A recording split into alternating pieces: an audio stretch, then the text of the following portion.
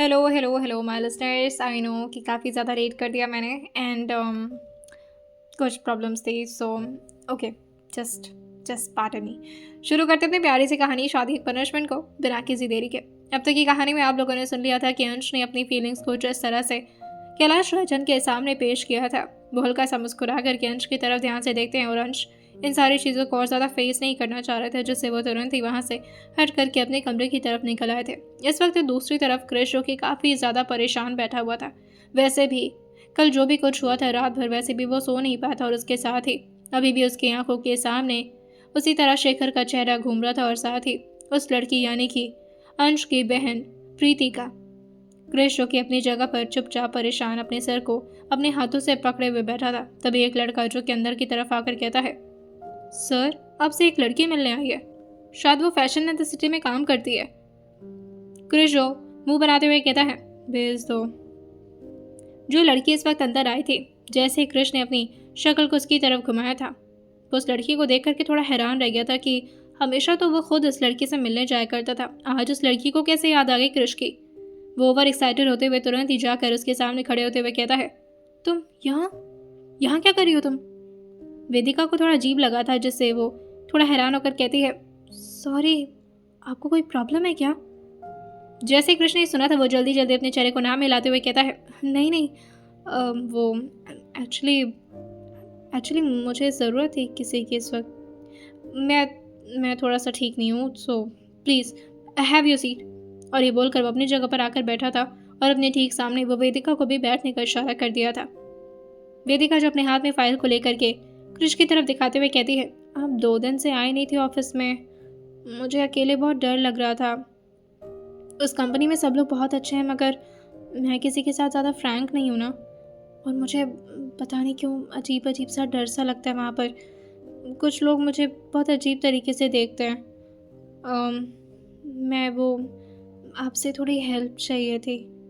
कृष्ण ने जैसे ही वेदिका की ऐसी प्यारी प्यारी बातें सुनी, वो अपने सारे टेंशन्स को भूलकर बड़ी प्यारी से स्माइल देते हुए कहता है, आपके लिए तो जान हाजिर है, बताइए क्या काम कर सकता हूँ आपके लिए। वेदिका जो कहती है, थोड़ी देर के लिए आप मेरे साथ वक्त बिता सकते हैं प्लीज़। क्रिश को भी तो कुछ ऐसा ही चाहिए था, क्योंकि इस वक्त वो किसी भी हालत में अपने आप को उस सारी ओवर थिंकिंग से बचा नहीं पा रहा था। और इस तरह से वेदिका का उसके ठीक सामने बैठ करके ये बोलना कि वेदिका उसके साथ वक्त बिताना चाहती है, इससे बड़ा गिफ्ट भगवान का और क्या ही हो सकता था क्रिश के लिए। क्रिश जो अपने सर को जल्दी जल्दी एक्साइटेड होकर हाँ मिलाते हुए कहता है, मैं कॉफ़ी मंगवाता हूँ। तभी वेदिका जो क्रिश को रोकते हुए कहती है, नहीं वो मुझे आपसे कुछ बताना था। मैं वो क्रिश कहता है, इट्स ओके, कॉफ़ी पीते पीते आराम से बताना ना। और ये बोलकर क्रिश की बाहर खुद ही कॉफ़ी लेने के लिए चला गया था। थोड़ी देर बाद जैसे ही क्रिश वापस लौटा था, यहाँ वेदिका बहुत ही चुपचाप शांति से बैठी हुई थी। उसको इस तरह से गुमसुम देख करके क्रिश धीरे से ट्रे को उसकी तरफ आगे बढ़ाते हुए कहता है, कॉफ़ी। वैसे इस तरह कॉफ़ी सिर्फ वीआईपी लोगों को देता हूँ मैं। यू नो अंश सर का असिस्टेंट होना, हर किसी को इस तरह से ट्रीटमेंट देना लाइक अच्छा नहीं लगता, पर तुम्हारे लिए कर सकता हूँ। वेदिका जैसे ही इस तरह क्रिश को अपने हाथों में मग पकड़ाता हुआ देखी थी, वो प्यार से मग को देखती और फिर एक बार क्रिश को, और फिर धीरे से कहती है, मुझे समझ नहीं आ रहा कि मैं आपके पास क्यों आ गई। वैसे तो मेरी हेल्प करने के लिए वहाँ भी बहुत सारे लोग थे, पर पता नहीं क्यों मुझे मुझे वो। तभी क्रिश उसके कंधे पर धीरे से हाथ रखते हुए कहता है, इट्स ओके, जस्ट चिल, मैं तुम्हें जज नहीं करूँगा। और इवन मुझे तो बहुत अच्छा लगा कि तुम आई हो मेरे पास, शायद मुझे भी ज़रूरत थी तुम्हारी। वेदिका को कभी उम्मीद नहीं थी कि उसको इस जगह पर इतना कोई सपोर्टिव इंसान मिल सकता है, जो कि उसके हर प्रॉब्लम को सुनने के लिए तैयार हो, जबकि उसके पास खुद भी इतना ज़्यादा काम था। अंश आने वाले थे, ये बात क्रिश को पता थी, लेकिन उसके बाद भी उसका बिल्कुल भी मन नहीं कर रहा था किसी काम को करने में। और वेदिका के साथ इसी तरह से उसका कुछ वक्त बीतता है, और ये वक्त काफ़ी ज़्यादा अच्छा था। लेकिन तभी उसको परेशान करने के लिए एक और न्यूज़ जो कि हर जगह सुनाई देने लगी थी। ये एक अनाउंसमेंट थी कि अंश अब ऑफिस में कुछ ही देर में आने वाले हैं, जिससे वेदिका काफ़ी जल्दी में खड़े होते हुए कहती है, मैं निकलती हूँ यहाँ से। लेकिन जैसे उसको इस तरह से भागता हुआ कृष्ण देखा, तब उसके सामने आकर रुकते हुए कहता है, एक मिनट, एक्चुअली मैं तुमसे कुछ बोलना चाह रहा था। वेदिका जो कि क्रिश के इंटेंशन को समझते हुए कहती है, नहीं नहीं मुझे कुछ मत बोलिए, मुझे निकलना है यहाँ से। लेकिन तभी क्रिश, जो कि उसको जाता हुआ देखकर उसके हाथ को रोकते हुए कहता है, प्लीज़ वेदिका कुमारी जी, एक बार सुन लीजिए। वेदिका, जो कि अपनी मन को मारते हुए अपने आप को बार बार कंट्रोल कर रही थी कि नहीं, वो क्रिश से इस तरह की बातें नहीं कर सकती क्योंकि क्रिश सिर्फ उसका अच्छा दोस्त है। लेकिन फिर वो क्रिश के बार बार कन्विंस करने पर धीरे से पीछे मुड़ती है और जैसे ही क्रिश की तरफ वो मुड़ी थी, क्रिश हो हल्का सा शर्माते हुए अपने चेहरे को नीचे करते हुए कहता है, एक्चुअली मेरी एज 26 है, अभी अभी हुई है 26, बट मैं नेचर से काफ़ी बच्चा टाइप हूँ, मतलब मैं बहुत ज़्यादा मैच्योर नहीं हूँ। आंसर के साथ रहते रहते सीख रहा हूँ, पर उनकी तरह बन नहीं पाऊँगा कभी। आई नो दैट वो बहुत अच्छे हैं, पर मैं थोड़ा गधेड़ा टाइप्स। वेदिका, जो कि उसकी बातों को बहुत ध्यान से सुन रही थी, क्रिश जो धीरे धीरे आगे कहता है, और मैं थोड़ा फट्टू भी हूँ। क्लास में लड़कियों से बात करने की कभी हिम्मत भी नहीं हो पाई मेरी, और थोड़ा शर्मीला भी हूँ। कभी इस तरह किसी को अप्रोच तो नहीं किया है, पर इफ़ यू डोंट माइंड, मुझे तुम्हारी फैमिली बैकग्राउंड से भी कोई प्रॉब्लम नहीं है। आई नो कि तुम्हारे भाई बहुत ज़्यादा स्ट्रिक्ट हैं, पर मैं उनसे बात कर लूँगा। आई स्वेयर, उनका पैर पकड़ लूँगा अगर ज़रूरत पड़ी तो। तुम अगर बस हाँ कर दो तो, like please can you just वो कैसे बोलते हैं। तभी वेदिका जो कहती है, will you be my date, इस तरह बोलते हैं। वेदिका ने खुद क्रिश को सजेस्ट किया था। क्रिश जो हल्का सा हंसते हुए कहता है, हाँ वही पूछना था मुझे तुमसे। वेदिका जो इसका कोई जवाब नहीं देती और धीरे से बस अपना हाथ छुड़ाते हुए कहती है, पहले सीख कर आओ किस तरह से बात करते, उसके बाद बात करती हूँ, हाँ। और ये बोलकर वो वहाँ से बाहर निकल गई थी। वहीं क्रिश को तो डर था कि कहीं ये लड़की क्रिश को थप्पड़ ना मारे, लेकिन जैसे ही वेदिका कमरे से बाहर निकली थी, क्रिश को थोड़ी राहत से मिलती है और वो अपने कैबिन में दोबारा से आकर बैठते हुए एक गहरी सांस भरते हुए कहता है, फर्स्ट टाइम क्रिश, इतनी नर्वसनेस ने भी तुझे इतना हिम्मत ही बना दिया। सही है ना, अगर ऐसी नर्वसनेस से हिम्मत मिलती है तो मैं तो हर दिन नर्वस होने को तैयार हूँ। अंश ने सबको इन्फॉर्म तो कर दिया था कि वो ऑफिस पहुंच रहे हैं, लेकिन अभी तो वो अपने खुद के मेंशन में थे और इस वक्त वो बालकनी से अंदर की तरफ आते हैं। कैलाश रायचंद अब जा चुके थे और अंश को बहुत सारी टेंशन देने के बाद, लेकिन समायरा का चेहरा देखने के बाद कहाँ अंश के दिमाग में कुछ और चलता था। समायरा जैसे ही अंश को इस तरह खुद को घूरता पाती है, वो बिल्कुल चुपचाप शांति से बिल्कुल उन्हीं के कहे हुए तरीके से बैठी हुई थी और अंश जो कि धीरे धीरे उसकी तरफ आगे बढ़ने लगे थे, जिससे समायरा डरते डरते पीछे जाते हुए कहती है, अब आपको ऑफिस जाना था ना। अंश उसको इस तरह डरा सहमा देख करके उसके गालों को धीरे से खींचते हुए कहते हैं, जाना तो है। समायरा धीरे से कहती है, तो जाइए, अब मैं कुछ नाश्ता बना दूँ।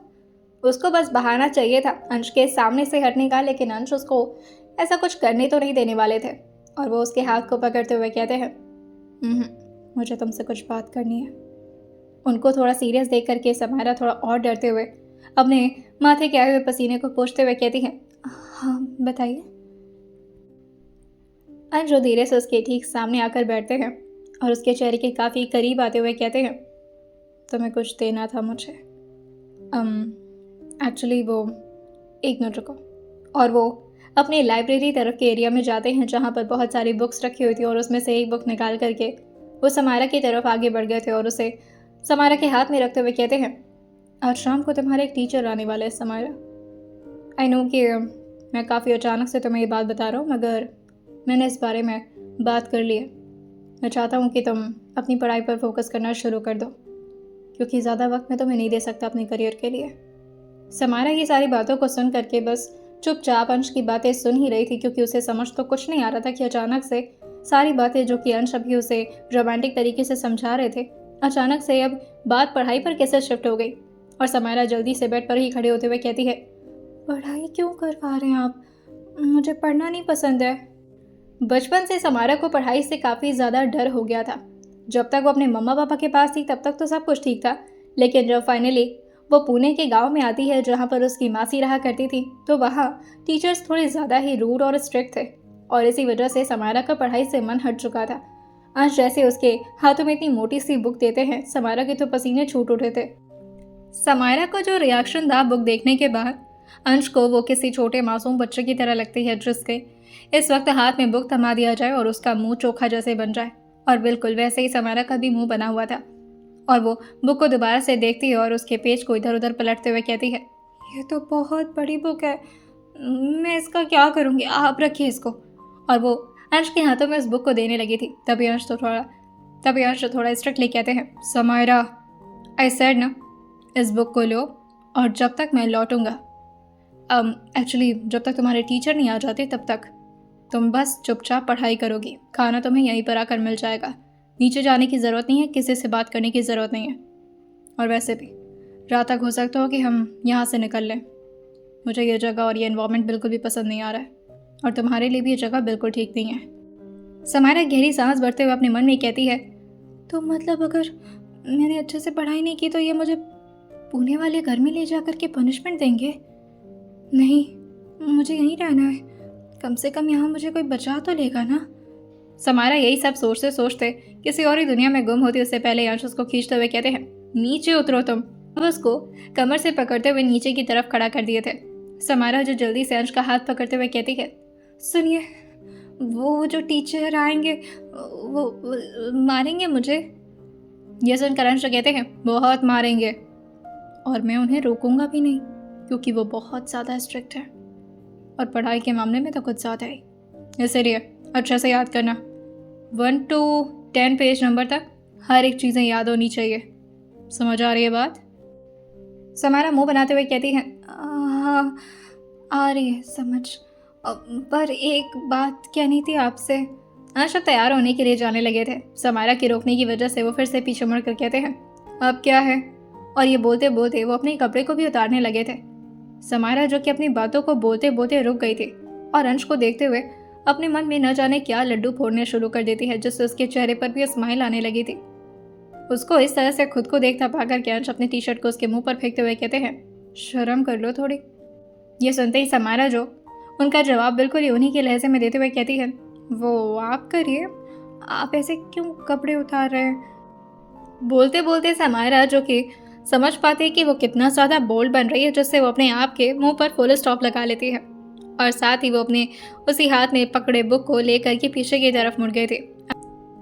समायरा को इस तरह से मुड़ा हुआ देख करके अंश उसकी तरफ आते और पीछे से उसको जोर से ग्रैब करते हुए कहते हैं, आई अंडरस्टैंड कि मैं अच्छा दिखता हूँ, पर फिर भी थोड़ी शर्म कर लिया करो और इस तरह से मत देखा करो मुझे। अच्छा कोई बात नहीं, गुस्सा क्यों हो रही हो, देख लो मुझे, तुम्हारा ही हूँ। समायरा का पूरा ध्यान इस वक्त बुक पर था। अंश का हाथ जो कि इधर उधर जाकर उसे तंग तो कर रहा था, लेकिन इस वक्त समायरा किसी भी चीज़ पर ध्यान नहीं दे रही थी।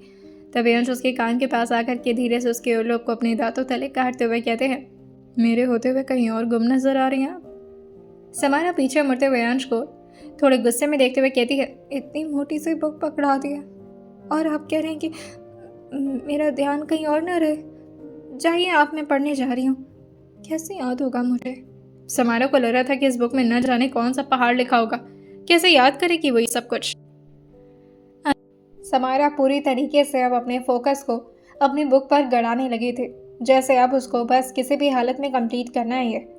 तभी अंश जो अपने हाथ में गॉगल्स पकड़ते हैं और दूसरे हाथ से अपने फ़ोन को अपने साथ रखते हुए जैसे अभी बाहर की तरफ निकलने वाले होते हैं, अभी भी समायरा का कोई भी रिएक्शन नहीं आया था और ना ही वो एक बार भी पलट कर अंश की तरफ देखी थी, जिससे अंश थोड़ा गुस्से में आकर समायरा की तरफ देखते हुए थोड़ी तेज़ आवाज़ में कहते हैं, जा रहा हूँ मैं। समायरा ये सुन करके अभी भी बुक की तरफ ही देखते हुए कहती है, हाँ हाँ जाइए बाय। और वो काफ़ी आंखों को छोटी कर करके अपनी आंखों पर जोर डालते हुए याद करने की कोशिश कर रही थी। अभी तो वो सिर्फ सारी चीज़ें पढ़ रही थी जिसमें उसे काफ़ी ज़्यादा प्रॉब्लम हो रही थी। अंश उसको इस तरह से ध्यान लगाता देख करके समझ गए थे कि टीचर के नाम से समायरा कितना ज़्यादा डर गई है। अंश को ये चीज़ अच्छी तो लगती है, लेकिन साथ ही थोड़ी बुरी भी, क्योंकि वो जा रहे थे लेकिन अभी भी समायरा एक बार भी उनकी तरफ मुड़कर नहीं देखी थी, जिससे अंश चिढ़ते हुए कहते हैं, समायरा मैं वाकई जा रहा हूँ। समायरा जो उनकी तरफ देखकर कहती है, हाँ ठीक है सुन लिया मैंने, बाय। और वो अपने हाथ में बुक लेकर के आराम से काउच पर लीन होकर के पढ़ना शुरू कर दी थी। अंश गुस्से में दरवाजे को भी जैसे खोले थे कि तभी समायरा जो उनको रोकते हुए कहती है, अच्छा सुनिए। जैसे अर्श ने सुना था, अब जाकर उन्हें थोड़ी रिलीफ मिली थी कि चलो कम से कम इस लड़की को याद तो है कि उसे क्या करना है। अर्श जैसे अभी पीछे की तरफ मुड़े थे और समारा की तरफ जैसे ही देखते हैं, समारा जो थोड़ा डरते हुए पूछती है, वो टीचर कब तक आएंगे? टाइम क्या है और कब तक मुझे याद करना है ये सब कुछ? अंश को लगा था कि समारा अब तो आएगी उनके पास, लेकिन समारा को तो अभी भी अपना सारा ध्यान किसी और पर ही रखना था, जिससे न जाने क्यों अब उस टीचर से भी अंश को जेलसी हो रही थी और साथ ही उस बुक से भी। लेकिन फिर से अंश अपने हाथ पे कंट्रोल करते हुए बस अपने हैंडल को घुमाए थे और काफ़ी गुस्से में कमरे से बाहर निकल जाते हैं, जिससे समारा अपना कंधा उचकाते हुए बिल्कुल अनजान बनते हुए कहती है, अब इन्हें क्या हो गया? बताया भी नहीं कब आएंगे टीचर। जो बुक इस वक्त समारा पढ़ रही थी वो इंग्लिश ट्रांसलेशन की बुक थी। समारा को इंग्लिश बोलने में काफ़ी दिक्कत होती थी और साथ ही उसे इंग्लिश पढ़ना बहुत पसंद था। इंग्लिश में बातें करना उसे अच्छा लगता था और ये सारी चीज़ों को नोटिस करते हुए अंश ने उसे इसी बुक को पढ़ने के लिए कहा था, ताकि वो अपने आप को कॉन्फिडेंट महसूस करे बाकी लोगों के सामने। सुबह सुबह कैलाश राजन की बात ऊपर से समारा का इस तरह से इग्नोरेंस ऑफिस में अंश के पहुंचते ही अफरा तफरी मच चुकी थी। सारे लोग अपने काम पर फोकस करना शुरू कर दिए थे और वो भी बहुत गौर से। और इस वक्त क्रिश की तो बहुत ही बुरी तरह से फटी पड़ी थी। क्रिश को अच्छे से पता था कि अंश को जब गुस्सा आता है तो वो लगभग एक हफ्ते तक ठीक नहीं हो सकते और उनका गुस्सा बिल्कुल इसी तरह मेंटेन रहता है। और आज वो कितना ज़्यादा डांट सुनने वाला है ये सब कुछ वो पहले से इमेजिन करके बैठा था, लेकिन उसके चेहरे पर बार बार एक चीज़ को सोचकर स्माइल आ जा रही थी और वो थी वेदिका। क्रिश धीरे से खुद से कहता है, वेदिका कुमारी जी, मिलता हूँ तुमसे लंच टाइम में और इस बार मैं खुद तुमसे पूछूंगा। एंड आई विश आज मेरी भी एक लव स्टोरी बन ही जाए, प्लीज़ भगवान जी। वेदिका का तो पता नहीं, लेकिन कोई और तुम्हें ज़रूर बुला रहा है क्रिश। एक लड़की जो कि क्रिश के साथ यहाँ पर ज्वाइन हुई थी, वो क्रिश को आकर के सब कुछ बताने लगी थी। किस तरह से अंश काफ़ी ज़्यादा गुस्से में अपने केबिन की तरफ गए हैं और वो तुम्हें ढूंढ रहे हैं। जैसे क्रिश ने सुना था, वो अपने हैंकरचीफ को निकाल करके अपने आए हुए पसीने को पोंछते हुए कहता है, मेरी तो आज लगेगी बहुत बुरी। कल के सारे हुए हादसे से क्रिश क्या कम परेशान था, जो अब अंश उसे गुस्से में बुला रहे अपने केबिन के अंदर। जैसे अंश केबिन के अंदर पहुंचे थे, आसपास की सारी चीज़ें आज उन्हें बहुत ही अजीब लग रही थी। सब कुछ उन्हें सिर्फ और सिर्फ गुस्सा दिला रहा था और ये सिर्फ इस वजह से था क्योंकि समारा मैडम आज उनसे ठीक से बात नहीं की थी। अंश जो आकर के जैसे चेयर पर बैठे थे, तब तक क्रिश भी वहाँ पर पहुँच जाता है और धीरे से अपने चेहरे को अंदर की तरफ झांकते हुए देखकर कहता है, सर अंदर आ जाऊं। अंश ने जैसे उसकी बात सुनी थी, वो तुरंत ही उसे अपने सर को हाँ मिलाकर इशारा कर दिए थे। क्रिश जल्दी जल्दी अंदर भागते हुए कहता है, हाँ हाँ सर, कुछ बात। अंश और क्रिश को लगातार डांटना शुरू कर दिए थे। सबसे पहले उस केस के बारे में वो जानकारी लेने की बात करते हैं, लेकिन क्रिश को वाकई इस बारे में कोई भी आइडिया नहीं था, क्योंकि अभी तक कोर्ट में केस शुरू हुआ नहीं था। बस अभी तो उस आदमी की ये सारी साजिशें थी जो कि कैलाश राजचंद को उनके कुछ सीक्रेट आदमियों की वजह से पता चल चुकी थी, जो कि उनके अपने दुश्मनों पर नजर रखते थे। जैसे तैसे कैलाश राजचंद ने ये बात अंश को बता दी थी, लेकिन क्रिश जो बहुत ज़्यादा कंफ्यूज था और वो डरते हुए कहता है, आप पर कौन केस कर रहे? किसी को मरना है क्या? अंश गुस्से में कहते हैं, जितना पूछा है उतना बताओ, उसके बारे में कोई भी डिटेल्स जानते हो तुम? ये सुनकर क्रिश मुंह बनाकर कहता है, नहीं सर, मुझे इस बारे में कुछ आइडिया नहीं था। उसकी बातों को सुनकर अंश कहते हैं, दूसरी चीज़, मेरे घर पर एक फ़ोन डिलीवर करवाओ तुरंत। जैसे ही क्रिश ने यह सुना था, वो थोड़ा हैरान होकर पूछता है, किसके लिए सर? तभी अंश जैसे ही क्रिश को पूरे थे, वो चुपचाप अपने सर को हाँ मिलाते हुए कहता है, ओके सर, और हाँ, उस फ़ोन को मेरे फ़ोन से कनेक्ट रखना।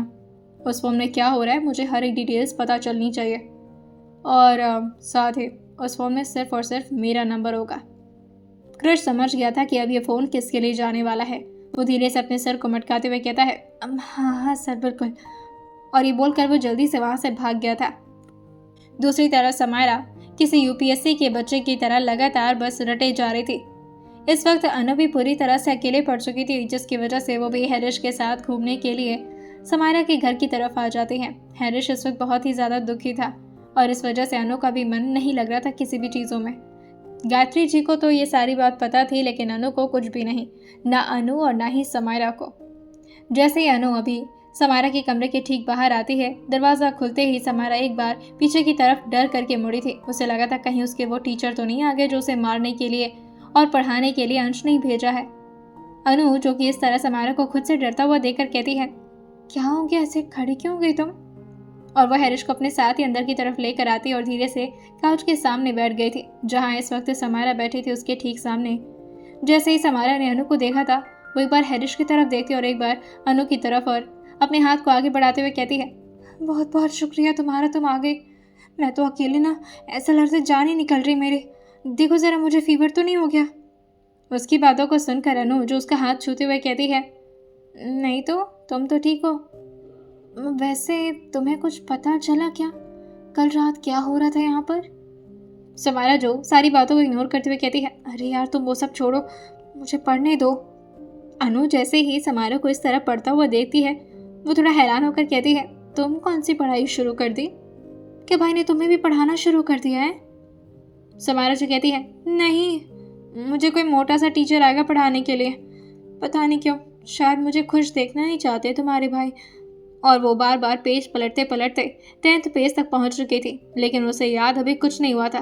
वो 10th पेज से दोबारा से फर्स्ट पेज पर आती और फर्स्ट पेज से दोबारा 10th पेज पर, इसी तरह से बस वो पन्ने पलट रही थी। हैरिश भी एक एक पन्ने को ध्यान से देख रहा था और जैसे अभी उसकी तरफ आगे बढ़ता, समारा जो तुरंत ही उसको दूर करते हुए कहती है, दूर रहो इस किताब से, इसको खाना नहीं है। और वो अनु को भी काफ़ी जल्दी जल्दी समझाते हुए कहती है, तुम शांति से बैठना, बिल्कुल आवाज़ मत करना, मुझे पढ़ने दो, हाँ, बहुत ही ध्यान से पढ़ना है मुझे। तभी अनु, जो जैसे ही अभी उस बुक के कवर को देखी थी, वो हल्का सा मुस्कुरा कर कहती है, हाँ, तुम ये इंग्लिश सेंटेंसेस क्यों पढ़ रही हो? ये तो छोटे बच्चे पढ़ते हैं ना? समारा ये देखकर कहती है, क्या ये छोटे बच्चे पढ़ते हैं? इतनी मोटी सी किताब छोटे बच्चे पढ़ते हैं? अनु कहती है, वैसे तो इसे पढ़ने की ज़रूरत नहीं होती है, क्योंकि ये तो बस बेसिक इंग्लिश है। तुम ये सब क्यों पढ़ रही हो, और भाई ने तुम्हें ये दिया पढ़ने के लिए? समारा अपने चेहरे को हाँ मिलाकर कहती है, हाँ हाँ, यही दिया है। वैसे ये बहुत हार्ड है, हाँ, मतलब बहुत टफ टफ होता है ना वो। अनु कहती है, हाँ हाँ, मैं समझ गई तुम्हारा मतलब। ठीक है, तुम पढ़ लो फिर, हो सकता है भाई को अच्छा लगे, तुम अगर याद कर लो तो। समारा कहती है, भाई नहीं पूछेंगे तुम्हारे, कोई मोटा सा टीचर आने वाला है मुझे पढ़ाने के लिए, तुम्हारे भाई नहीं बोला है, और वो डंडा भी लेकर आएगा। और फिर से वो पढ़ना शुरू कर दी थी। अनुज की ऐसी बातों को सुनकर हंसते हुए कहती है, हैरिश चलो हम यहाँ से चलते हैं, कोई डिस्टर्ब हो रहा है हमसे।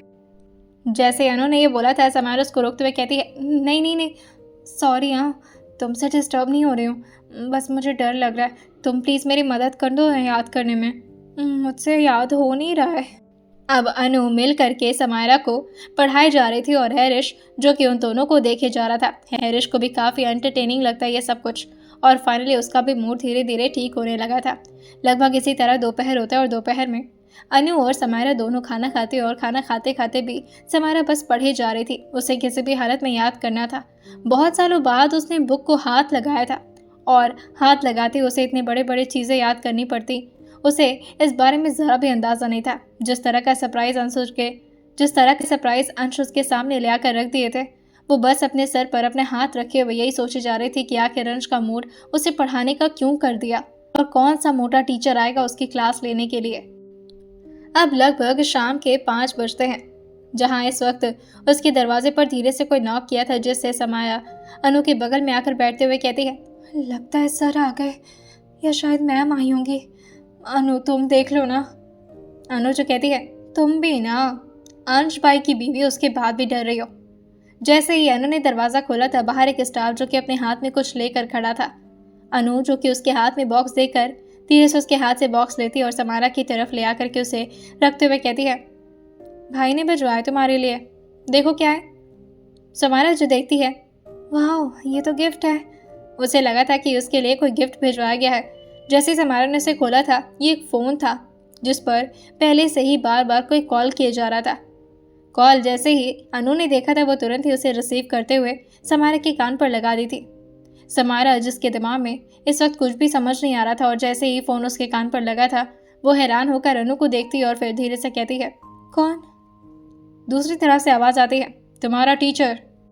ये सुनते ही समारा की सिट्टी पिट्टी गुल हो चुकी थी और वो डरते हुए कहती है, हेलो सर, गुड इवनिंग। वो अनु से कंफर्म कर रही थी। अनु धीरे से कहती है, हाँ हाँ अभी गुड इवनिंग ही हो रहा है, बात करो। समारा जो कांपते हुए हाथ से फ़ोन को अपने हाथ में पकड़े हुए कहती है, सर वो मैं वो बस हो गया याद मुझे, थोड़ा देर और। तभी दूसरी तरफ से आवाज़ आती है, मैं आ रहा हूँ, जस्ट इन 10 मिनट्स। अगर तुम्हारी चीज़ें प्रिपेयर नहीं हुई तो मैं आकर के बहुत बुरी तरह से पनिश करूँगा। Have you got me? Samara डरते हुए कहती है, हाँ हाँ सर, मैं समझ गई। और वो सामने की तरफ धीरे से देखकर कहती है, अनु मारने की बात कर रहे हैं सर। ये बोलते बोलते जैसे अभी वो फ़ोन रखने वाली होती तभी दूसरी तरफ से दोबारा से थोड़ी तेज़ आवाज़ आई थी, और हाँ, तुम्हारे इस वक्त आसपास कोई भी नहीं होना चाहिए, कमरा पूरी तरह से खाली करो। समारा ये सुनते कहती है, जी जी सर। और इसके बाद जाकर के फ़ोन कटा था। समारा अनु की तरफ देखकर उसे ज़ोर से गले लगाते हुए कहती है, मेरे लिए दुआ करना, मैं जिंदा रहूँ। हाँ। उसकी ऐसी बातों को सुनकर अनु हंसते हुए कहती है, टीचर ही आ रहे हैं, कोई डायनासोर नहीं आ रहा, चलो हैरेस्ट चलते हैं, और हाँ ऑल द बेस्ट। और ये बोलकर वो हंसते हुए बाहर की तरफ निकल गई थी। अनु को इस तरह से उसका मजाक उड़ाते देख करके समारा को थोड़ा बुरा तो लगा था, लेकिन फिर वो खुद के ही सर पर मारते हुए कहती है, मेरे पास ये सब सोचने का वक्त नहीं है, जल्दी जल्दी एक और बार याद कर लेती हूँ। और अब फाइनली लगभग रात के 7:30 बज गए थे। समारा को झूठ में शायद उस टीचर ने डराया था, या फिर उसका कोई ये प्रैंक था। समारा जैसे ही अभी अपनी आंखों को हल्का सा झपकी की तरह बंद की थी, क्योंकि उसे अब इसी तरह बैठे बैठे नींद आ रही थी। बार बार पढ़ने के बावजूद भी एक ही चीज़ को वो कितनी बार और रटती। हाँ, वो बात अलग थी कि उसके दिमाग में अभी पूरी तरह से हर चीज़ घुसी नहीं थी, लेकिन शायद इसके बावजूद भी उसके शरीर में थोड़ी थकान हो रही थी। दरवाज़ा जो कि बहुत ही आहिस्ते से खुला था, और जैसे ही दरवाज़ा के खुलने की आहट समारा को सुनाई दी थी, वो काफ़ी झटके में अपनी जगह से खड़ी हो जाती है और साथ ही ज़ोर ज़ोर से सांस लेने लगी थी, क्योंकि अब उसे पूरी तरह से भरोसा हो गया था कि ये उसका टीचर ही है। जिस तरह से धीरे धीरे वो शख्स अपने हाथ में डंडा लिए आगे की तरफ बढ़ रहा था, समारा जो कि अपने हाथों को अपने दिल पर रखते हुए गहरी गहरी सांस भर रही थी। और जैसे ही वो शख्स उसके सामने आकर खड़ा हुआ था, ये शख्स जिसने लॉन्ग कोट पहन रखा था और चेहरे पर उसने इस वक्त मास्क लगाया था और सर पर एक गोल टोपी लगाई हुई थी, जिससे उसका आधा चेहरा तो पूरी तरह से कवर्ड था। उसके दोनों हाथों में इस वक्त ग्लव्स थे और पूरी शरीर जो कि बहुत ही ज़्यादा परफेक्ट। हाइट भी इतनी ज़्यादा लंबी थी कि उसकी शक्ल को देखने के लिए समारा को अपने चेहरे को हल्का सा उठाना पड़ रहा था। समारा जो कि उस आदमी के ड्रेसिंग सेंस से इतना ज़्यादा डर गई थी, और साथ ही उसके बाद उसकी नज़र पड़ती है उसके हाथ में लिए एक लंबी से स्टिक पर, जिसे देख करके समारा और ज़ोर ज़ोर से सांस लेते हुए हिचकी लेना शुरू कर दी थी, क्योंकि जब भी उसे बहुत ज़्यादा टेंशन होती उसे हिचकी आना शुरू हो जाता था। तुरंत ही वो शख्स उसके लिए पानी आगे बढ़ाते हुए कहता है, पानी पियो और तैयार हो जाओ पनिशमेंट झेलने के लिए। ये सुनते ही समारा जो रोते हुए पानी पीती है और ग्लास को तुरंत ही नीचे की तरफ रखते हुए कहती है, मैंने याद किया है सर, एक बार पूछ तो लीजिए, आप ऐसे क्यों मारने के लिए सोच रहे हैं।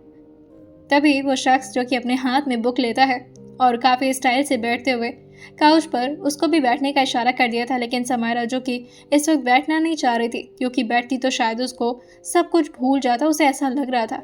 समारा धीरे से कहती है, मैं ठीक हूँ, आप पूछिए। और वो ये बोलते ही काफ़ी ज़ोर ज़ोर से सांस ले रही थी। तभी वो शख्स जो कहता है, पहले अपना इंट्रोडक्शन दो। फर्स्ट पेज में सिखाया जा रहा है तुम्हें कि how to introduce yourself to another person. Samara जो कांपते हुए कहती है, माई सेल्फ समायरा ओबे। कि तभी वो शख्स जो कहता है, शादी हो गई ना तुम्हारी। समारा धीरे से कहती है, जी जी। वो शख्स जो कहता है, तो फिर अपना इंट्रोडक्शन सही तरीके से दो, वरना इसके लिए तो मैं। और जैसे ही उसने अपने हाथ में लिए उस स्टिक को उठाया था, समारा कहती है, माई सेल्फ समायरा मल्होत्रा। उसने धीरे से अपने चेहरे को नाम मिला दिया था और बुक को रखते हुए उसकी तरफ आगे बढ़कर आता है और धीरे से उसके हाथों को अपने फिंगर टिप से टच करते करते उसके पाम को अपने हाथ में लेते हुए कहता है, रॉन्ग आंसर। जैसे उसने स्टिक उठाई थी, समारा ने पहले ही अपनी आंखों को काफ़ी ज़ोर से बंद कर लिया था। अभी स्टिक उसके हाथों पर पड़ी नहीं थी, लेकिन उससे पहले ही समारा की आंखों से आंसू निकलने शुरू हो गए थे, जिससे वो टीचर जो कि हल्का सा पिघलते हुए समारा के चेहरे को बहुत ही ध्यान से देखते हुए कहता है, तुम जितनी बार मिस्टेक्स करोगे मुझे उतनी बार तुम्हें हर्ट करना पड़ेगा।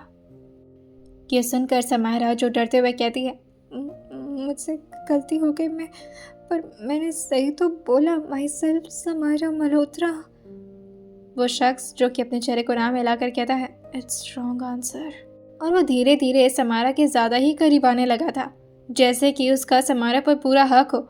और ये देख कर के समारा हल्का सा पीछे होकर कहती है, ये क्या बदतमीजी है, दूर रहिए मुझसे। तभी वो शख्स जो कहता है, क्यों, कोई दिक्कत हो रही है मेरे करीब आने से? समारा को न जाने क्यों अब डर लगने लगा था कि आखिर ये शख्स है कौन। क्या वो उसका वाकई टीचर है? क्या वो वाकई उसका टीचर है? समारा जो कि गुस्से में कहती है, देखिए आप टीचर है ना, तो आप पनिशमेंट दे दीजिए, हाँ आप करीब मत आइए प्लीज़। तभी वो शख्स जो आगे बढ़ते हुए कहता है, क्यों, इस कमरे में तो मेरे और तुम्हारे अलावा कोई नहीं है, दिक्कत क्या है? और अगर टीचर स्टूडेंट से कुछ कहता है तो बात माननी चाहिए, इधर आओ। समारा जो तुरंत ही पीछे की तरफ भागते हुए कहती है, कौन हो तुम? हाँ कौन हो? मुझसे दूर रहो, मैं बता रही हूँ, मेरे हस्बैंड जी को पता चलेगा तो वो बहुत मारेंगे तुम्हें। आदमी ने यह सुना था उसके चेहरे पर एक तिरछी स्माइल आ जाती है और वो धीरे से अपने मास्क को निकालता है, लेकिन अभी भी उसका चेहरा जो कि सिर्फ आधा ही नजर आ रहा था समारा को। और साथ ही समारा की तो अंदर इतनी हिम्मत नहीं हो पा रही थी कि वो शख्स के चेहरे को ध्यान से देख पाए। वो आदमी समारा की कलाई को जोर से पकड़कर अपनी तरफ बेरुखी से खींचते हुए उसको पीछे की तरफ मोड़ते हुए कहता है, ज़्यादा बोलो मत मुझसे, जितना कह रहा हूँ उतना सुनो। मैंने कहा ना, जितनी गलतियाँ करोगी उतनी बार हर्ट करूँगा। और ये बोलकर उस शख्स ने ज़बरदस्ती समारा के ब्लाउज के स्लीव्स को उसके कंधे से नीचे करना शुरू कर दिया था और धीरे से उसके गर्म शरीर पर अपने ठंडे से होठों को टच कराते हुए उस जगह पर धीरे धीरे उसने अपने दांतों को यूज़ करते हुए उसे हर्ट करना शुरू कर दिया था, जिससे समारा ज़ोर से अपनी मुट्ठी कसते हुए उस आदमी को काफ़ी ज़ोर से मारने के बारे में सोचती तो है, लेकिन तब तक उस आदमी ने दूसरे हाथ में पकड़े स्टिक से समारा के हाथों को रोक दिया था। और वो धीरे से जैसे अपने कैप को निकाला था, समारा जो जैसे उस शख्स के चेहरे को देखती है वो हैरान होकर कहती है, आप? वो शख्स जो कि अपने चेहरे पर एक बड़ी सी स्माइल ला करके समारा को अपनी तरफ काफ़ी ज़ोर से खींचते हुए कहता है, तुम्हें क्या लगता है मेरे कमरे में आकर मेरी बीवी के साथ कोई इस तरह बदतमीजी करेगा? इतनी हिम्मत नहीं है किसी में। और ये बोलते हुए वो समारा के गर्दन की तरफ झुकने लगे थे।